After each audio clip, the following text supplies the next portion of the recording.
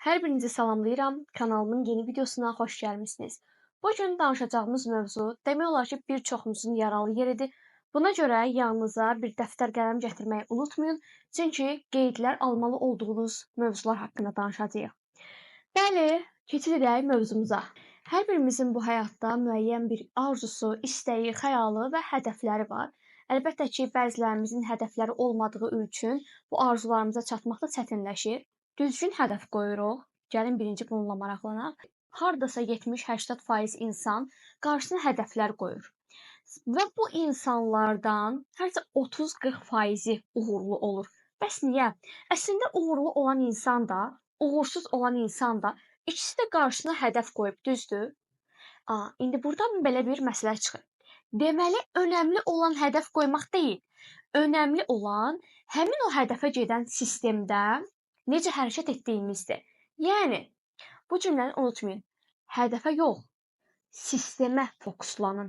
Sistemi necə qurmalıyıq? Necə etməliyik ki, biz qurduğumuz sistemlə hədəfə doğru çata bilək? Sizə belə bir nümunə çəkim.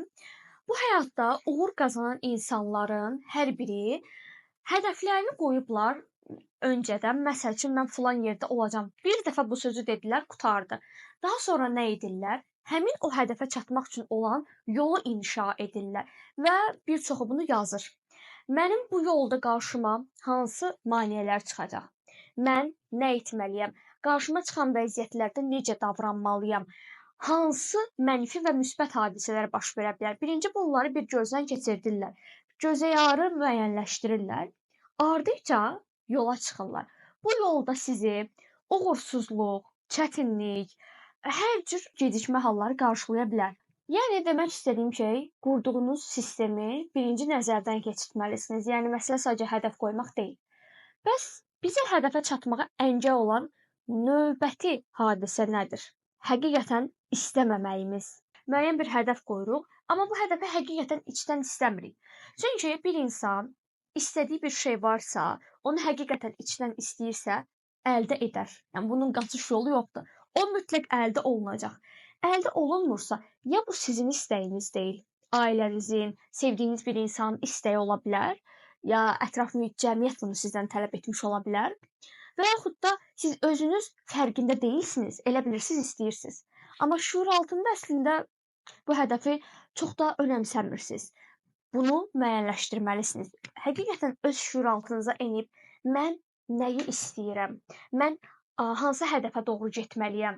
Mənim yolum hansı tərəfdəndir? Bunu müəyyənləşdirməlisiniz və sizə hər şeyin ən başında yazmaq metodunu kəskin şəkildə tövsiyə edirəm.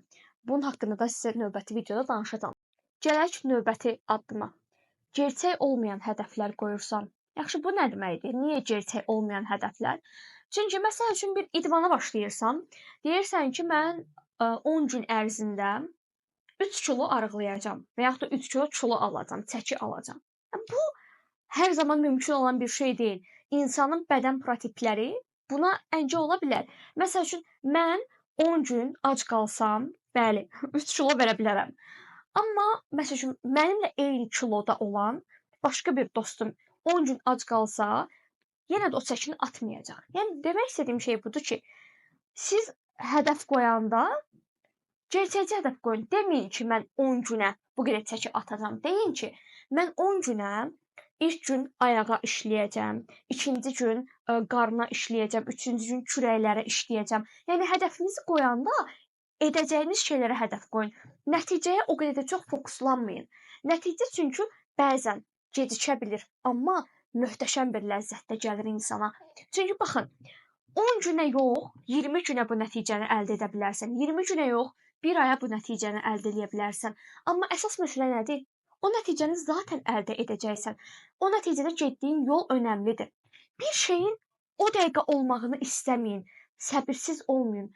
Hansı işdə ki, səbir göstərsəniz, təlaşsız olsanız, belə hüzurlu bir şəkildə o yola addım-addım davam etsəniz, hökmən o hədəfə gedib çatacaqsınız.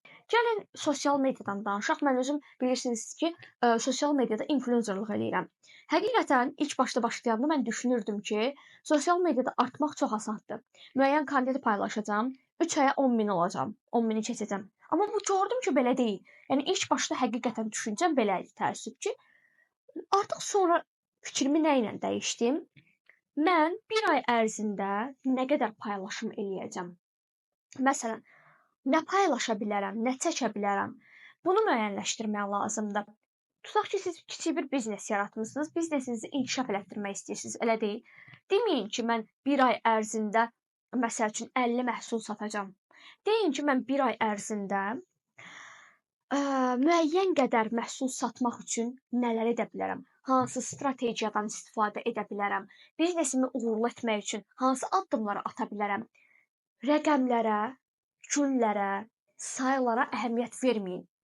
Hədəfinizə gedən yolda etdiyiniz işlərin sayına əhəmiyyət verin. Baxın, bu çox önəmli bir nüansdır. Elə bu gəlir ən birinci saydığım maddəyə, dediyim maddəyə. Sistemə fokuslanın. Hədəfin özünə yox. Məncə artıq siz başa düşdünüz mən nə demək istəyirəm. Növbəti bir səbəbimiz nədir? Yorğun ola bilərsən. Çox normaldır. Həyatda başımıza bəzən elə hadisələr gəlir ki, özümüzü ruhsal, fiziki, mənəvi olaraq yorğun hiss edirik. Məsələn, münasibətiniz yolunda getməyə bilər, ailənizlə dava etmiş ola bilərsiniz, dostlarınız tərəfindən, belə deyim, hüsrana uğramış ola bilərsiniz. Hər şey başınıza gələ bilər. Müəyyən maddi çöküş yaşaya bilərsiniz. Bunların hamısı insanı yormağa yetəcək səbəblərdir. Yorğun olduğunuz üçün hədəfinizə gedə bilmirsiniz. O an özünüzü pis hiss etməyin. Özünüzü tənbəl və yaxud da mən hədəfimi eləyə bilmirəm, mən məsuliyyətsiz bir insanam, elə deməyin. Hədəfinizi qoyun bir qırağa, həmin an özünüzə fokuslanın. Özünüzü necə sağalda bilərsiniz? Özünüzü necə toparlaya bilərsiniz? Bunu araşdırın. Kitab oxuyun, internetdə məlumat alın. Hər gün az, bu səfər vaxtınızı özünüzü dirçəltməyə, sağlam bədənlə, sağlam ruh halı ilə o hədəfi alın əlinizə və yola davam edin. Yorğunluğunuzu atın, daha sonra yola yenidən davam edin. Digər bir səbəb. Hədəfinizə çatmaq üçün yaxşı bir səbəbiniz yoxdur. Biz insanların beyni belə işləyir ki, mən bunu əldə edəcəmsə, bu mənə nə qatacaq? Mən bunu istəməkdə səbəbim nədir? İnsanlar heç nəyi boşu-boşuna etməyi sevmirlər. Çünki beyin bunu qəbul edə bilmir ki, mən məsəl üçün bir hərəkətə keçmişəmsə, bunun səbəbi olmalıdır, elə deyil? Mən bu hərəkətə boşuna keçmirəm. Məsəl üçün bu fincanı əlimə alıramsa, mənim artıq beynim bilir ki, mən bunu içmək üçün əlimə alıram. Boş-boşuna, yəni idman eləmirəm, əlimə ona görə almıram. Səbəbimiz çox yaxşı bir səbəb olmalıdır. Məsələn, mənim qarşıma, belə deyim, bu mentor olmağı qoymaqda səbəbim ondan irəli gəlir ki, mən insanlara yol göstərməyi, insanlara yardım etməyi, onların həyatda nəyisə bacardığını görməyi sevirəm. Bu məni xoşbəxt edir. Mənim bu işi görməkdə ən birinci səbəbim xoşbəxtlikdir. İkinci səbəbim bu yolda daha da professional olub pul qazanmaq, maddi cəhətdən yüksəlməkdir. Üçüncü səbəbim isə öz ruhsal dünyamı, öz belə deyim, xəyalımı gerçəkləşdirməyim, ruhsal olaraq sağlam olmağımdır. Yəni mənim şəxsən mentorluq etməkdə 3 əsas səbəbim var. İnsanlara yol göstərməyi sevməyim, maddi cəhətdən, yəni pul qazanmağım, üçüncü isə özümü sevməyim, özümü ruhsal olaraq yüksəlişdə hiss etməyim. Çünki insanlara yol göstərdikcə mən yüksəldiyimi hiss edirəm. Onlara mənə geri dönüşləri gəldikcə mən xoşbəxtçiliyi, o dopamin hormonunun ifraz olduğunu hiss edirəm. Və bu məni həqiqətən yüksəldir. Yəni, özünüzə yaxşı bir səbəb tapın. Səbəbsiz heç nə davamlı deyil, təəssüf ki. Hədəfimizə çatmağa əngəlləyən növbəti bir nüans qorxudur. Cəmiyyətdən, ailədən, ətraf mühitdən qorxmaq. Bir hədəfiniz var və sevərək bu hədəfi qoymusunuz özünüzə. Sistem də düzgün şəkildədir. Düzgün şəkildə addımlayırsınız. Tıp yolun ortasında belə bir düşüncə gəldi. Cəmaət nə deyər? Ətrafım deməyəcək ki, bu özünü niyə biabır eləyir? Baxın, sizə bir hadisədən danışım. Bu mənim öz başıma gəlmiş hadisədir. Mən Instagramda paylaşımlar eləyirəm bildiyiniz kimi. Bundan da əlavə olaraq öncə hardasa keçən yay idi. Yox, bir dəqiqə. Aha, keçən yay. Keçən yay mən mentorluqla məşğul idim. Ətrafımda o qədər insana yardım edib, o qədər insana yol göstərdim ki, və bunların bir çoxunu mən təmənnasız şəkildə etdim. Sadəcə, yəni etmək istədiyim üçün etdim. Öz enerjimi, öz pozitivliyimi, öz məlumatlarımı daim öyrənib və öyrətdim. Meditasiyalar elətdirdim. Bunların hamısı mənə çox yaxşı hiss elətdirirdi. Bir müddət sonra artıq mən ödənişliyə keçid elədim. Alma vermə dəngəsi deyilən bir şey var. Məncə bunu bir çoxumuz bilirik. Həqiqətən mənim haqqımda o qədər sözlər deyildi. Öz qohumlarım, hətta öz ən yaxın dediyim insanların belə mənim arxamca danışdıqlarını eşitdim.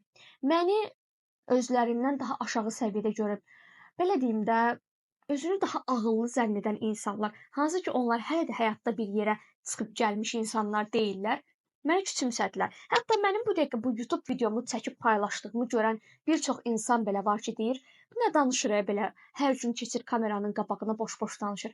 İnanırsınız, bu sözləri mənə deyən o qədər insan var ki, ətrafımda. Amma bu sözləri deyən insanlarla yanaşı, mənim yanımda mənə daima dəstək duran, baxın, belə dəstək duran insanlar da var. Mən o boş-boş danışan insanlara yox, belə dəstək duran insanlara tutulmuşam. Bu mənim hədəfimdirsə, mən bu hədəfə doğru getməliyəm, addımlamalıyam. Yolun ortasında qalıb mən neçə il gözləməliyəm? Heç bir insanın düşüncəsini, ay qohum, ay qonşu, ay cəmiyyət, bəzən ailənizin belə dediyini ciddiyə almamalısınız. Təəssüf ki, belədir. Demirəm hər şey yox, məntiqli şeyləri ciddiyə alın, amma hədəfinizə biri qarışırsa, biri sizin istəyinizə əngəl olmağa çalışırsa, bay eləyib onu əhatənizdən uzaqlaşdırın. Və yaxud da qulaqlarınızı tıxıyın, eşitməyin heç birini.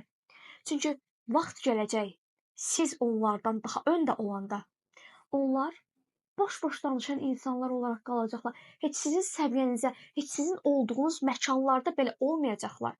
Siz o insanların üzünü bir də ömür boyu görməyəcəksiniz. Uzaq qohum, kimdir uzaq qohum? Onun dediyi söz sənin üçün niyə əhəmiyyətli olsun? Boş ver. Boş ver və hədəfinə doğru addımla. Disiplinli ol. Qoy nə danışırlar, danışsınlar. Qoy itirər, karvan keçər. Keç. Növbəti bir səbəbimiz, bunu ən sona saxladım, çünki ən önəmlisi budur.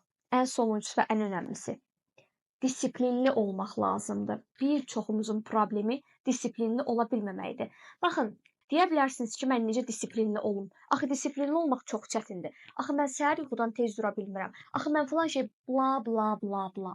Bunlar boş-boş bəhanələrdir. Bəhanə. Sən bəhanə edirsən. Baxın, hər bir insan səhər saat 5-də, 6-da yatmaq istəyir. Hər bir insan istirahət etmək, biraz az çalışmaq istəyir. Bu insan ən normal, ən təbii istəyidir. Amma yalnız disiplinli insanlar, hədəfini həqiqətən önəmsəyən insanlar özünü tərbiyələndirə bilər. Bəli, disiplin özünü tərbiyə etməkdir. Sən əgər özünə söz keçirə bilmirsənsə, səhər yuxudan 6-da duracam deyib, dura bilmirsənsə, hər dəfə o zəngili saatı ertələyirsən, okey, bir gün ertələ, 2 gün ertələ, artıq 3-cü gün o zəngli saatı ertələməməlisən, oyanmalısan. Baxın, bir həftə ardıcıl olaraq hər gün səhər saat 6-da və yaxud 6-nın yarısı 5 oyandığınız zaman artıq növbəti günlər zəngli saat olmasa da oyana bilirsiniz. Əlbəttə bunun üçün tez yatmaq halı da var. Bunu da nəzərə alın. Yəni uzun sözün qısası, bir şeyi disiplinli hala gətirmək üçün onu hər gün biraz etmək lazımdır. Məsələn, dil öyrənməyi hədəfləyirsiniz, amma disiplin yoxdur. Bir gün öyrənirsiniz, üstündən bir həftə keçir, o bir gün dilin haqqında məsələn bir kinoya baxdınız. Üstündən bir həftə keçdi, yeni söz öyrəndiniz. Elə olmamalıdır. Hər gün ən azı yarım saat bir məşğuliyyətlə məşğul olmalısınız. Hər gün. Düşünə bilirsiniz bu nə deməkdir? Gündə bizim 24 saatımız var. Siz o 24 saata 3-4 dənə vərdişin yarım saatını sığdıra bilmirsinizsə, bir oturun fikirləşin. Mən 24 saat nə ilə məşğulam? Bəli, bir çoxumuz işləyirik, bir çoxumuz dərsə gedirik. Okey, bunlar da bir alışqanlıqdır bu arada. Bunlar da bir, belə deyim, işdir. Bunlar da bir nəyinsə hədəfləridir. Bəs yaxşı, yerdə qalan zaman, okey, 1 saatını istirahətə ayırdıq. Yerdə qalan zamanda nə edirsən? Mən deyim, Instagramda və TikTokda reels sürüşdürürsən. Hər hansı bir seriala baxırsan. Yəni, bu qədər. Və yaxud da yatırsan. Sizin zamanınız çox sürətli axıb keçmir. Həqiqətən mən bəzən otururam, fikirləşirəm ki, bu hadisə axı dünən olmuşdu elə bil. Hadisənin üstündən 1 ay, 2 ay keçib. Mən özüm də şoka düşürəm ki, zaman niyə bu qədər sürətli axır? Əzizim, zaman səni gözləmir və zaman səni heç vaxt gözləməyəcək. Ya belə deyim, zamana ayaqlaşıb, özünü disiplin halına gətirib salıb, hədəflərini müəyyən edib, hədəflərinə doğru addımlayacaqsan, yəni tez bir zamanda hədəfimə çatım düşünmədən, o hədəfimə çatacam düşüncəsi ilə addımlayacaqsan. Ya da təəssüf ki, başqaları edəndə sən sadəcə izləyəcəksən. O qədər. Bu qədər. Xoşbəxt şəkildə istəklərimi həyata keçirirəm. Sən niyə keçirtməyəsən? Başqaları niyə keçirtməsin? Hı? Videomu izlədiyiniz üçün hər birinizə çox təşəkkür edirəm. Ümid edirəm ki, həyatınızda, düşüncələrinizdə nəyisə dəyişə bilmişəmdir və ümid edirəm ki, bir gün bu videonun altına gəlib yazarsınız ki, mən hədəfimə çatdım. O an çox xoşbəxt olacağam. Mənə geri dönüşlərinizi yazın. Aşağıya bu tag etdiyim səhifəni izləməyə alın. Bundan sonra o səhifədə meditasiyalar, terapiyalar, müəyyən, belə deyim, hikmətli sözlər, hər şey olacaq. Və bu hesabın bioqrafisində olan Telegram kanalıma keçid edin. Orada ödənişsiz, ödənişli bir çox webinarlar olacaq. Onların hər birindən xəbərdar olun. Sağ olun, salamat qalın.